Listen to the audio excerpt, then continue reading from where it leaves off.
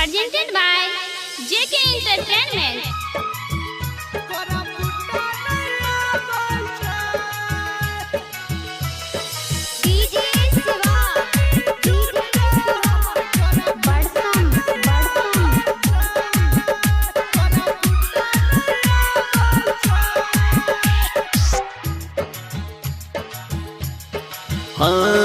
गवना कर के सैया बहरा गेले ओते घंटा डोलाबै छे।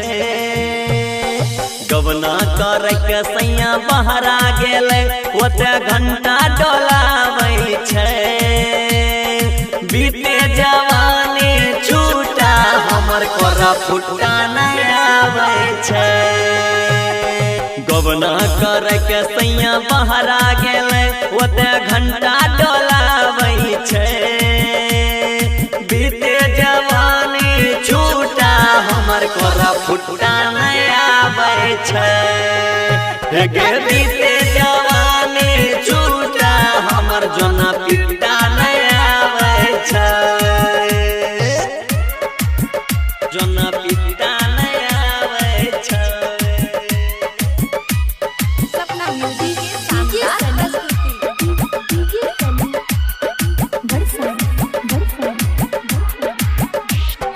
पैसा कमाबै के फेरा में पड़ के हमारा से लगे रहै छे।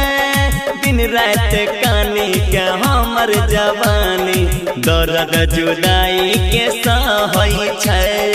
दर्द जुदाई के सहै छे। पैसा कमाबै के फेरा में पड़ के हमारा से लगे रहै छे। दिन रात कानी के हमर जवानी दर्द जुदाई के सहै छे। आबै ना घरे साल साल भर उ बहाना बनाबै छे। बीते जवानी छूटा हमर कोरा फुटा नहीं आबै छे। बीते जवानी छूटा हमर जोना पिटा नहीं आबै छे। जोना पिटा नहीं आबै छे। बीते जवानी छूटा हमर जोना पिटा नहीं आबै छे।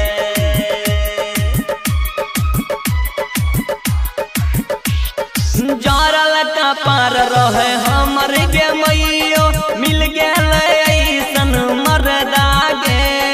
संतोष के मन करे दादी जवानी रोजे उड़ैते गरा दहागे।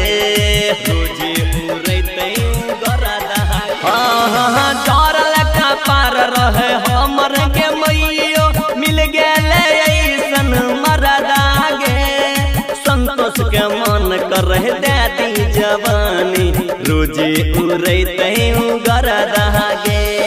जूनियर खेसारी के बारी बोलैली जना दोसरा बोलाबै छे।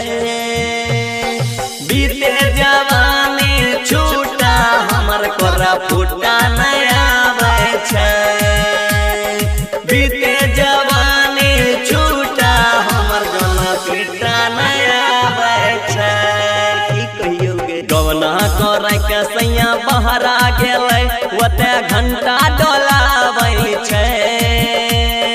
बीते जवानी छूटा हमर कोरा फुटा नहीं आबै छे।